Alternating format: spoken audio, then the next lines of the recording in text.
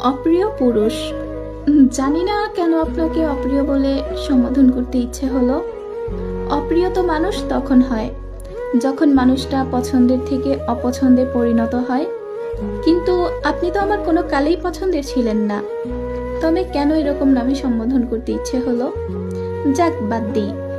আজকাল নিজের অজান্তেই অনেক কিছু ভিন্ন ঘটছে। আপনি যখন এই চিঠিটা হাতে পাবেন, ততক্ষণে আমি হয়তো নিজের মাতৃভূমি ছেড়ে প্লেনের জানালার কাছে মুখ রেখে বিশাল আকাশের দিকে তাকিয়ে আছি। আপনার প্রতি আমার এক বিন্দুও ক্ষোভ নেই। আপনি নিঃসন্দেহে একজন শ্রেষ্ঠ স্বামী, একজন শ্রেষ্ঠ পিতা। তবে আমার বেলায় আপনি চাইলে একটু মহানুভবতা দেখাতেই পারতেন।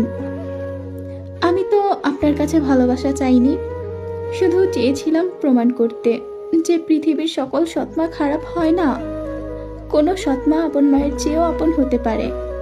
কিন্তু হায় আফসোস, আপনি আমাকে প্রমাণ করতে দিলেন না। অপ্রিয় মেহরাব দেওয়ান, আপনি যদি একবার ঘৃণাভরা সুরেও বলতেন থেকে যাও, তাহলে আমি সকল আত্মসম্মান বিসর্জন দিয়ে পথহারা পথিকের মতো থেকে যেতাম। কিন্তু আপনি বলেননি। আপনি একটিবার পেছনে ফিরেও তাকাননি।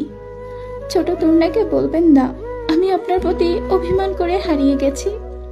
আমি চাই না তরুণা তার বাবার প্রতি রাগ করুক। তরুণা ওই দিন আমাকে বলেছিল ওর খুব ইচ্ছে সমুদ্রে হাঁটবে। এক পাশে থাকবো আমি এবং অন্য পাশে আপনি, আর মাঝখানে তরুণা। আমি তো আর থাকতে পারলাম না। একদিন সময় করে তরুণাকে নিয়ে সমুদ্র থেকে ঘুরে আসবেন। কয়েকদিন হয়তো আমাকে না পেয়ে মেয়েটা দুঃখী থাকবে, তারপর নিশ্চয়ই ভুলে যাবে আমাকে। মেয়েটা যখন আমাকে না দেখে কাঁদবে, তখন বকা দিয়েন না, সুন্দর করে বুঝিয়ে বলবেন হাতে সময় নেই, কিছুক্ষণের মাঝেই ফ্লাইট ছেড়ে দিবে।